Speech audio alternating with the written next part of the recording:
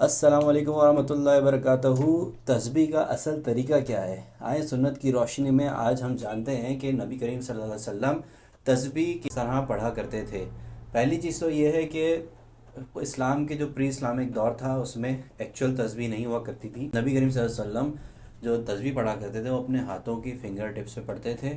اور کتابوں میں بھی آتا ہے، حدیث میں ہے کہ count your fingers, count your تسبیح on your fingers for they will be questioned and will speak. یہ حدیث ابو داؤد میں ہے اور اس کا ریفرنس ہے حدیث نمبر 1501، جس میں نبی کریم صلی اللہ علیہ وسلم نے عورتوں کو تسبیح انگلیوں سے گننے کا حکم دیا تھا۔ عورتوں کو نہیں، مرد عورت سب لوگوں کو ایکچولی گننے کا حکم دیا تھا، اور آپ صلی اللہ علیہ وسلم نے جو کہا تھا کہ ہاتھ کی انگلیوں سے تسبیح کے پڑھا کرو، کیونکہ تسبیح کے جب آپ ہاتھ کی فنگر سے پڑھتے ہو ہاتھوں کی، تو وہ فنگرز جو ہیں ہماری قیامت کے دن پوچھی بھی جائیں گی اور یہ ہماری گواہی بھی دیں گی، ٹھیک ہے؟ تو اس لیے آپ سب کو چاہیے کہ تسبیح پہلی چیز تو ہے، بہتر پریفرڈ ہے کہ آپ اس کو ہاتھ کے اوپر پڑھیں، اور کس طرح پڑھیں اس کا طریقہ بھی یہ ہے کہ ایکچول میں مطلب اسلام میں لیفٹ ہینڈ میں آپ صلی اللہ علیہ وسلم نے کبھی تسبیح پڑھنے کو پریفر نہیں کیا، آپ نے ہمیشہ رائٹ ہینڈ میں پڑھی ہے تسبیح۔ اور اس کے علاوہ آپ صلی اللہ علیہ وسلم نے جب بھی تسبیح پڑھتے تھے تو انگوٹھے کو ایز اے پوائنٹر استعمال کیا جاتا تھا،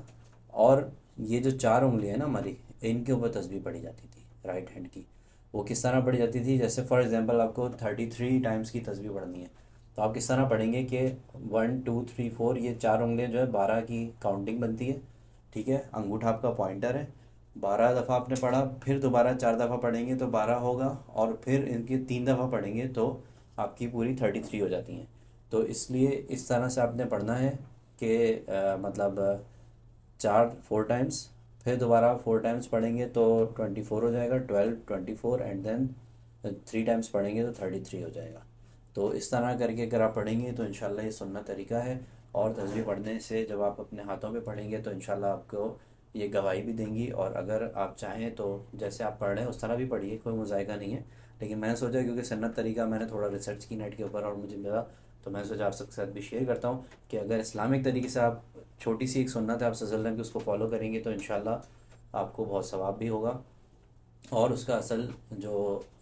کوئی نہ کوئی اس کے بیک اینڈ پہ ریزن ہوگا، ہمیں نہیں پتہ ہے اس سے کیا روحانیت ملتی ہے، لیکن ڈیفینیٹلی جب آپ صلی اللہ علیہ وسلم نے جس چیز کو پریفر کیا ہے وہ ڈیفینیٹلی روحانیت اور ہماری زندگیوں میں اچھائیاں لے کر آتی ہے۔ تو آپ صلی اللہ علیہ وسلم کی سنت کو پڑھتے رہیے، انشاءاللہ میرے پاس بھی جو سنت کی اچھی اچھی باتیں آئیں گی I'll keep on sharing with you۔ اس ویڈیو کو آگے شیئر کیجیے صدقہ جاریہ کے طور پہ۔ جزاکم اللہ خیر، تھینک یو ویری مچ، السلام علیکم، good by, take care and مع السلامہ۔